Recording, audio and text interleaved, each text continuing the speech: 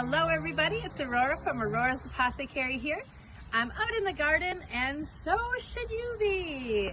I want to get you ready for the garden and I want you to come to my classes. I've got two classes. They are March 23rd and the first class is going to be Aurora's Top 50 Herbs. So I'm going to talk about all different herbs, and this class is an inspirational class. So you can hear little bits about all these different herbs, probably herbs you've never heard about, and figure out like maybe what you want to grow this year.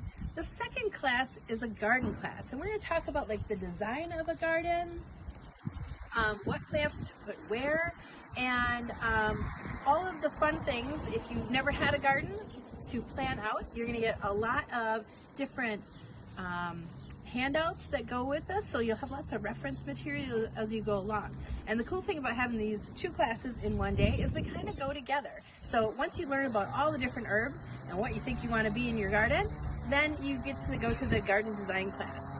And if you buy both classes, you get $10 off of both classes. So sign up today. The registration will be in the link, and I hope to see you at class. Have a great day.